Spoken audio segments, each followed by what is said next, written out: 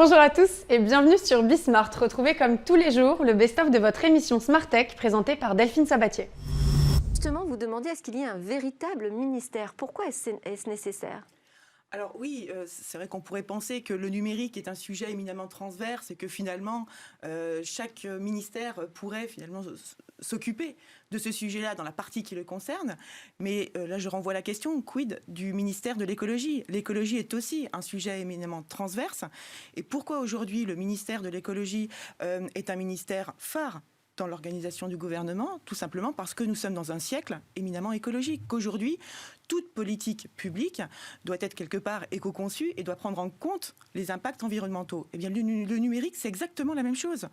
Aujourd'hui, le numérique dépasse largement la sphère de l'économique.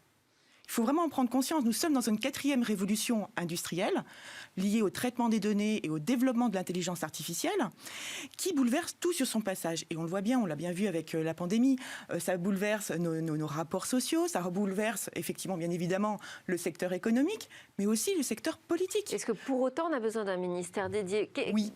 Quelle est l'attente du secteur là-dessus ? L'attente du secteur, c'est d'avoir une véritable politique industrielle autour du numérique et surtout une sensibilisation au fait que l'enjeu du numérique, c'est un enjeu de souveraineté nationale. On en est où de ce projet ? Alors, donc du coup, nous, on a décidé qu'il y avait deux façons de voir le Covid, qu'il y avait une façon de le voir comme quelque chose de catastrophique pour le retail et qu'on pouvait aussi le voir comme un accélérateur de transformation. Et c'est ce qu'on a voulu, en tous les cas, mettre en place. Donc, on a lancé durant ce confinement 2 marketplaces locales responsables et du coup citoyennes à Angers et à Nice pour permettre aux commerçants, quels qu'ils soient, donc il y a des enseignes, des indépendants, des franchisés, de vendre en ligne les produits disponibles dans leur magasin en temps réel. Et pourquoi c'est hyper important ? Parce qu'on parlait la dernière fois d'avantages concurrentiels qu'on pourrait permettre de développer en mettant en place ce type de proposition de valeur. C'est parce qu'aujourd'hui, il y a quand même 90% du retail, enfin, du chiffre d'affaires généré dans le retail qui se fait en physique et 10% qui se fait en ligne. Sauf que les courbes sont plutôt à l'avantage du commerce en ligne. L'idée, c'est de se dire C'est-à-dire les courbes des consommateurs. C'est-à-dire les actes d'achat se font aujourd'hui davantage. Sur les 5 dernières années, le e-commerce a augmenté de 170%, le trafic en magasin a baissé de 60%. Et donc, on se dit qu'à un moment, il est quand même temps de penser à ce que veut le consommateur, à savoir un commerce qui soit ni physique ni en ligne, mais un mix des deux.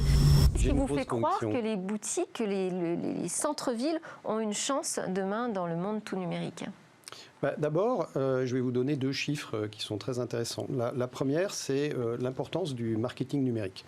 Aujourd'hui, le marketing numérique aux États-Unis, en local, a dépassé le national. C'est-à-dire qu'en fait, les marques, les entreprises de toute taille dépensent plus pour faire du marketing local que pour faire du marketing national sur le numérique.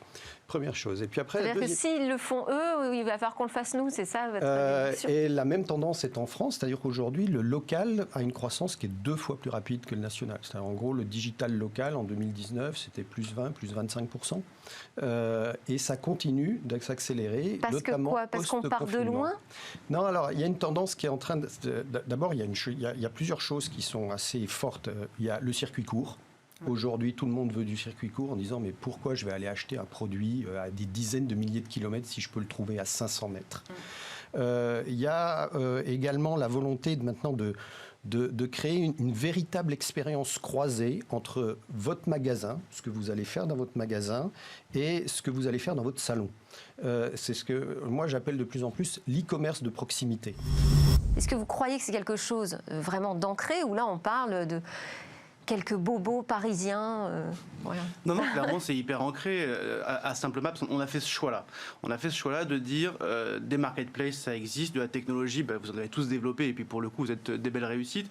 Donc nous, la question, c'était pas de se dire comment est-ce qu'on reproduit ça, parce qu'il y en a qui l'ont déjà fait. La question, c'était plutôt de se dire comment est-ce que anthropologiquement, on s'appuie sur le comportement des gens, sur leurs envies.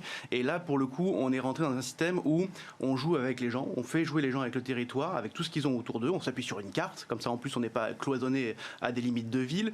Et au final, les gens se baladent sur le territoire, vont pouvoir jouer avec ce qu'ils ont autour d'eux, de la culture, de la nature, de l'éco-citoyenneté. Et toutes ces interactions de proximité, on les récompense à travers des points qu'on va flécher évidemment derrière en réduction chez les commerçants de centre-ville.